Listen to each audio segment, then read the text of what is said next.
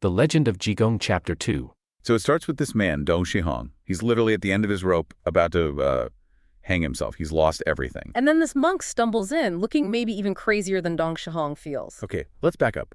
We need to understand Dong Shihong first. Why was he in such a state? What led him to that forest? Well, to really get the weight of his despair, you first have to understand his virtue. The story makes it super clear from the start. He's a model of filial piety uchi. That's the phrase used. Meaning he was incredibly devoted to his mother. Utterly. He was a goldsmith, hammering gold in Kuntang County. Not rich, just dutiful. His whole life was built around caring for his mother, Qinshi. Okay, so a good son. But then his mother gets sick. Gravely ill, and they just didn't have the money for proper care. This leads to, well, a really devastating decision. It's the core of his sacrifice. This is the part that's just hard to stomach. It is. He had to sell his own daughter, Yuji. She was only 8 years old. Sell her, you mean like indentured servitude? Exactly. Not permanent slavery, but a 10-year term of service. He placed her with the wealthy Dujinshi family. In return, he got 50 taels of silver. 50 taels. Enough for the medical care. Just enough.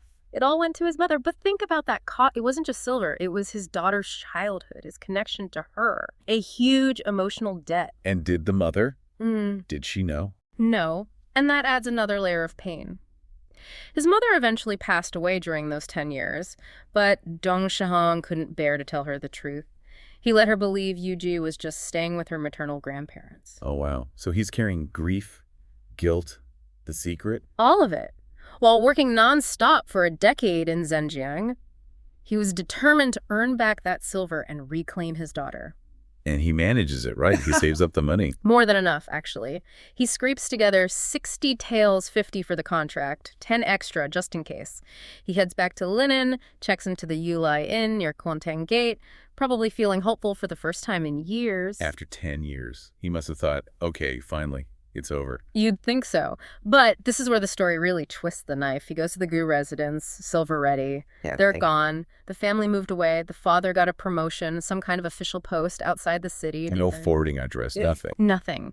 His daughter, the whole point of the last 10 years of suffering, just vanished. The sacrifice, the work, meaningless in that moment. He fulfilled his duty, saved the money, but the goal itself, gone. Okay, that's devastating. Act 1, sacrifice. Act 2, the long struggle. Act 3, utter loss. And it gets worse. He's reeling from this, goes to Tianzu Street, drinks heavily to numb the pain, falls asleep right there. Oh, no. Don't tell me. Yep. Wakes up, and the 60 taels of silver, gone. Stolen while he was out cold. So now it's complete. No daughter, no money, no hope.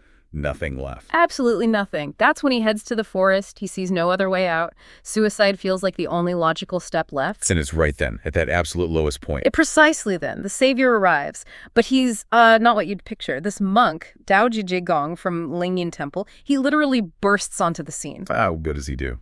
He's chanting, almost singing about how awful life is. Dead. Being dead is better than being alive. I want to hang myself too.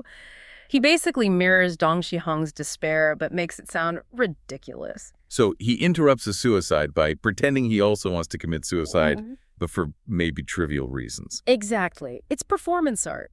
And you really need to visualize this monk. He is the polar opposite of a serene, wise master. Describe him. What does he look like? Okay, picture this. Face totally unwashed, hasn't shaved his head in ages, squinty, drunken eyes. He's wearing this raggedy monk's robe. It's riddled with holes. His belt is literally just 7 or 8 strips of cloth tied together. And his legs. Bare legs showing under the robe, broken sandals. He looks like a homeless derelict, not a holy man. Okay, so visually, he's chaos. A total mess. And his behavior matches. The text says he acts completely erratically low-key. He doesn't bother with the usual monk stuff, like talking about sutras or zenta. What does he do? He drinks wine, eats meat, okia, openly breaks the monastic rules. That's why they call him Ji Dinsang, the crazy monk Ji. But there's a point to this madness. Absolutely. This is key. His craziness is his method. He's kind of rebelling against the rigid, sometimes maybe hypocritical religious structures of the time. He's an outsider on purpose. So what's his actual mission then, if not chanting sutras? The text spells it out. His job is advising fools, persuading good, and managing human injustice. He's like a supernatural force for balancing the scales, especially for the little guy. Spiritual street justice. Okay, so he finds Dong Shihong. His first act of justice involves what? Cruelty, basically. He launches into this performance about how he wants to die because he lost a measly 5 taels of silver, money he supposedly saved for 3 years to buy robes. 5 taels. Compared to Dong Shihong's 60, plus his daughter. It's insulting. It is, and that's test number 1, generosity under duress. How does Dong Shihong react? Amazingly, even in his own despair, Dong Shihong feels pity for this crazy monk. He digs into his pockets, finds some loose change, about 5 or 6 taels he had left over somehow. And he gives it to Jigong. He does. Just gives it away, moments before he plans to end his own life. It proves his fundamental goodness, his virtue, is still there, just buried under the pain. Okay, so Dong Shihong passes test 1. What's Jigong's reaction? Gratitude. Ha! Not a chance. This is where it gets really wild. Jigong takes the silver, laughs, and immediately insults it. Says it's crap silver, scattered, and with title marks, inferior quality. Wait, what? He gives him charity when he has nothing, and Jigong complains about the quality? That sounds genuinely mean. It does sound mean, but think about it psychologically. Dong Shihong was resigned to failure, to death. If Jigong had been kind, offered sympathy, Dong Shihong might have just gratefully accepted the pity and died. So the insult is meant to shock him back to life. Exactly. It's shock therapy. It forces Dong Shihong out of his passive despair. Suddenly he's not just sad, he's indignant. Hey, I just gave you my last bit of money, you ungrateful lunatic. It makes him feel something other than sorrow. It makes him feel his own worth being slighted. Okay, I see. It bypasses the despair and hits his sense of fairness. So, test 1. Generosity passed. Test 2. Test 2 is the denial of sympathy. Dong Shihong, now agitated, tells Jigong his whole tragic story. The mother, the daughter, the 10 years, the lost silver, everything. And Jigong's response? Offers help, comfort. Nope. He just shrugs, says, okay, sounds bad. Go die then. I'm leaving. Turns his back. Cold. Just shuts him down completely. Utterly. He removes the possibility of finding solace in someone else's pity. Now, Dong Shihong is alone with his tragedy and his growing fury at this bizarre monk. Right. He's probably thinking, what is wrong with this guy? Which is much better than thinking, what is wrong with me? And then comes the final straw, the last provocation. What now? Jigong comes back again, and he says, look, if you're really going to hang yourself, those clothes you're wearing, they're worth maybe 5 or 6 taels. Don't waste them. He asks for his clothes. He does. Tells him to take them off so he can have them. Just go naked as you came into the world. Basically stripping him of his last shred of dignity and possessions. Okay, that would push anyone over the edge. And it does. This is the breaking point. Dong Shihong isn't just sad or resigned anymore. He explodes in pure rage. He thinks, I didn't meet a holy man. I attracted some kind of ghost, a demon tormenting me. That anger, that's the sign of life Jigong was looking for. That's it. That fury is life. It's the fight coming back. Despair is passive. Rage is active. Jigong needed that energy. He harvested the anger. So the test is passed. Dong Shihong is angry, not resigned. What happens next? The shift is immediate. The crazy act drops. Jigong laughs out loud, claps Dong Shihong on the back, and promises him, don't worry about the 50-60 taels. That's nothing. I'll find your daughter. You'll be reunited. Just like that. Wow. Total reversal. Total reversal. And then Jigong sings this little traveling song, which kind of sums up his philosophy, seeing worldly things like love and family as illusions, like dreams and devils. He prefers joyful wandering, being free from all that attachment. So silver, possessions, even conventional ties, they mean nothing to him. Only virtue and justice count. Pretty much. He operates on a different plane. Okay, so he's promised to help.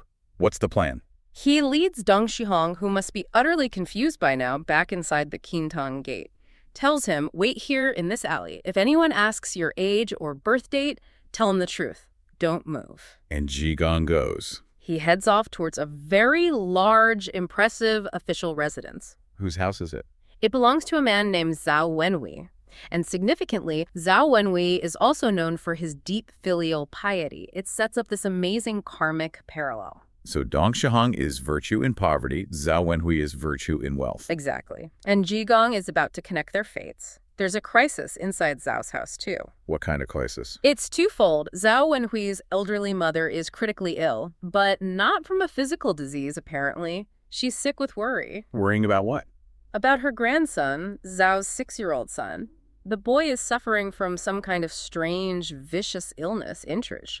The term suggests something karmic, like a consequence for past deeds, maybe. So, the grandmother's worry makes her sick, and the grandson has this mysterious illness. A double problem. Right. And guess who's already there trying to figure it out? The medical establishment.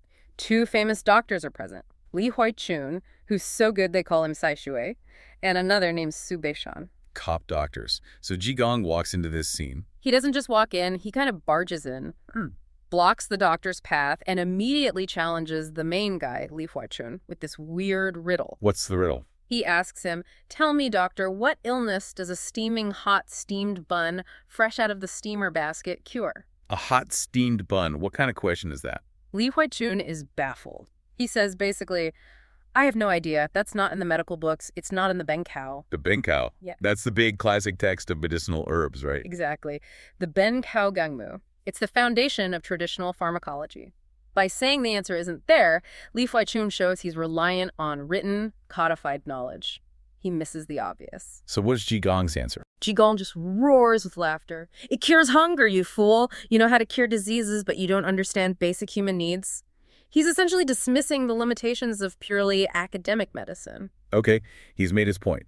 Does he try to cure the old woman? Yeah, Li Huaichun had diagnosed her with phlegm blockage, but said she was too weak for any strong medicine. Jigong just walks up to her, slaps her on the head twice, and declares, "She's not gonna die. Skull's still hard." Then he shouts at the phlegm, commanding it to come out. He slaps a sick old lady and shouts at her illness. Sounds crazy, right? But she immediately coughs up a huge glob of phlegm and starts breathing easier, stabilizes right away. Unbelievable. The shock treatment again. Seems like it.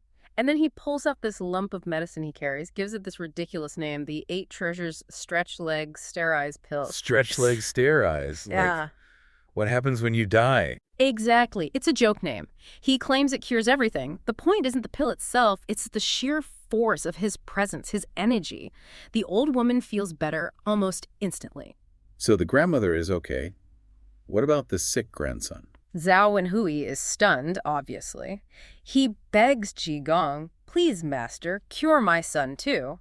This is the moment Jigong has been maneuvering towards. He's got leverage now. Maximum leverage. Jigong agrees to help the boy, but there's a condition, a very specific condition. Which is? He says the cure for Zhao's son is directly tied to sorting out Dong Shiheng's fate, specifically finding Dong Shiheng's daughter, Yu Ji, and reuniting them. Wow. So he's explicitly linking the 2 families' problems. The cure for the rich family's child depends on justice for the poor man's child. Precisely. The story implies that the vicious illness affecting the Zhao grandson might even be karmically linked to how Dong Shiheng's daughter ended up. Well, wherever she ended up after the Gu family moved. Maybe within the Zhao household itself or connected somehow. So Zhao Wenhui's family can't find peace or health until they help resolve the injustice done to Dong Xiang. That's the implication. It's brilliant narrative structure. Jigong is acting like a divine equalizer. He's forcing the wealthy, virtuous man to use his resources to fix the problem of the poor, virtuous man. The daughter sold 10 years ago is now the key to the Zhao family's well-being today.